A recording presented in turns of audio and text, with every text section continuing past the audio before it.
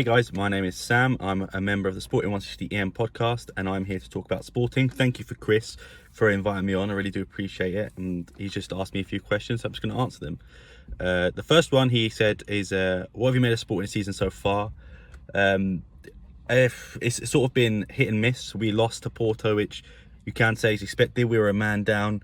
3-0 was a bit of an unfair result, I think. But then the game after that, we lost to a newly promoted team in Chaves. So it's not been the best start of the season. However, the game against Frankfurt has definitely improved it, I would say. We look a lot more confident, a lot better. So I'd say at the start of the season within the league, definitely room for improvement. But I think we've had a great start to the Champions League, and hopefully that can continue. Second question, have you been pleased with the performance this season? Yes, I would say so far. Obviously, like I said, the Chavs game and the Porto game is, I would say, an anomaly. But the way we played against Frankfurt was just absolutely fantastic, and that's the way that Ruben Amorim's always envisioned us to play. Even games that we played yesterday against Portimonense, where we won 4-0, it's like the attacking, free-flowing football is coming back. So, yeah, I would say I've been impressed with the season so far. Our transfer window, I would say, was a 9 out of 10 for me. We got Cowlin, who's an amazing prospect. Didn't have the best season at Wolves, but was a great player under Ruben Amorim at Braga, and obviously had to have some quality to make that move to Barcelona. Saint-Just is a good player, however very injury prone. We saw him play very well against Eintracht Frankfurt, and even the game before that in the league against Estoril. He scored on his full 90 minutes a debut and got man of the match. But currently he's injured, so that's another story. Morita is a good holding midfielder, very sort of raw midfielder as well. He just loves a good tackle, sort of old school, old fashioned midfielder. Great with the ball at his feet, never stops working. He's got an engine in him, and you can see why Amorim likes him. And then even you can look at even the transfers in January, who still sort of didn't really get to play. Marcus Edwards didn't really get to play a lot last season, and he's come into his own. So yeah, I think the transfers so far have proven to be really good, and I would say Morita, Saint-Just and Trincao have been the main ones. But even Porro technically this season is a new signing, because he was on loan for 2 years, and Porro has been a great player every season, seems to get better and better with every game. So yeah, I mean, even Porro, I say 9 out of 10 transfer window. The only thing most Sporting fans will say is that we needed a striker, and we still haven't got one. We've got one registered striker in the first team, which is Paulinho, who I personally like, but he's definitely not a good goal scorer. And then we've got 2 other strikers who sort of float in between the main team and the B team. So yeah, the striker position is definitely our weakest. In terms of Tottenham's season, though, I think he will be successful at Spurs. You can see he's already sort of implemented a culture shift there. Even the players he's brought in, like Kulusevski, when he brought in Bentancur, even now like Perisic, these are players that, top quality players in Europe, some of the best around. Look at Kulusevski, he's come in and he's been absolutely fantastic. Richarlison as well, he was the centerpiece of that Everton team, and with the players he's brought in, and obviously the winning mentality, won it at Chelsea, won it into Milan. His CV speaks for itself. You don't need me to sort of speak on it. But I think Tottenham are definitely... I said this at the start of the season, I think they're going to get second place. I think City, obviously, I think they're the best team in the league, even though they've had some off performances, but Haaland seems like a machine. But with the way Liverpool playing, and Arsenal, I think it's battle, to be honest, between Arsenal and Spurs. Obviously, the season is still young. A lot of things can happen. But what I've seen so far, I don't think Spurs, it should be unrealistic for them to get second place.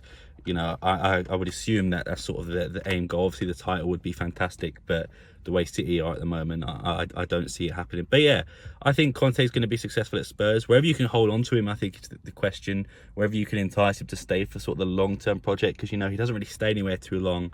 He didn't really have that many years at Inter and Chelsea. But yeah, I think as long as you keep him, the project looks nice, and I think you will be successful. I think you should definitely win a trophy this year, and I think that should probably be the goal. In terms of what players Spurs should look out for on Tuesday, I mean, Marcus Edwards was fantastic. Former Spurs boy, and that was sort of the question that was after this about Marcus Edwards. But I'll sort of combine them into one. A great player, and he is great in the league as well. Like for Victoria Guimarães, even scoring against Arsenal in the Champions League. I think the way you look at it, he's just a phenomenal player. And his performance against Frankfurt was 10 out of 10. A goal and an assist, and quite clearly man of the match. And he's playing at sort of the striker role as well, which is quite, is not really his role. But he's playing there as like sort of a false nine and really coming to his own. Another one you should look out for is Ugarte, centre midfielder, very good player. Uruguayan. If you play Football Manager, you probably should know who he is. But yeah, fantastic player, really strong with the ball at his feet. Very, very physical. Sort of like I said about Morita, the old school fashion number 6. Like, he's just such a good player. So I would say Ugarte, Edwards, and I'll give you one more. I'll give you, who will I give you? I'll give you a centre back. I'll say Sebastian Coates. I assume a lot of your fans will recognise him from Sunderland and Liverpool, where he sort of didn't have the best start of his footballing career, and it was labelled a flop at Liverpool and nearly got relegated with Sunderland. But since coming in, he's been a fantastic player. We call him the patron because he's the boss of that defence. He's obviously the captain, and I think if he gets a corner, more than likely he's heading that into the goal. So, and also just a fantastic defender. At Frankfurt, he made some quite very clear tackles, and was just I would say our best defender on the pitch. And sometimes he has off games. He's made the headlines a few times at Sporting by not having the best games, but I think more often than not he's a very good player, very good player indeed. And just were Spurs wrong in letting Marcus Edwards go? I would say no, because I did hear he had a lot of injury problems, and at that time you did have, I can't remember what season it was, but I remember you did have quite good wingers, and if he was never going to get into the first team, there's no point in just sort of hoping. He got that game time, and now he's a better player for it. Who knows if Spurs might take a gamble on him in the future, or maybe another English team, But I wouldn't say they were wrong. Obviously, you can look at him and say he's a good player, and Spurs could have used him. But at the moment, does he get into that Spurs team? I don't think so. Richarlison, Son, Kane. Son and Kane are arguably the two best forwards, you could say, in Europe in world football. So I don't think Edwards is getting in there. So I wouldn't say no. I wouldn't say yes either, if that makes sense. He needed time to develop, and he wasn't going to get that at Spurs. So I think you made the right decision. Predicted lineup and score prediction. I'm going to go predicted lineup. In goal, we've got Adan. No one replaced him. Centre backs, Coates, Inacio, and Matthews Reis. Right back, Pedro Porro. Left back, I would say Nuno Santos. Two midfielders are Morita, Ugarte. And then the wingers will be Pot, Pedro Gonçalves, and Francisco Trincao and Marcus Edwards up top. Score prediction, it's going to be a difficult game, obviously. I think if we manage to get a point, I'll be happy. I'll go with a 1-1, and I'll say Kane to score for you, and I'll say Pedro Porro to score for us from a set piece. And how far do you think Sporting and Tottenham can win the Champions League? Sporting, our goal is to finish second, let's be honest. Spurs are obviously the best team in there, but you can't count out Marseille. Even Frankfurt, they won the Europa League last year. I know they lost a number of their players, but it would be wrong to count them out. So I would say for Sporting, it's definitely second place. For Tottenham, it's first place in the group. Whereas how far they can go, for me, Sporting, if we get into the round of 16, I'll be happy anyway. But if we manage to get further on, last year we got embarrassed by Man City 5-0.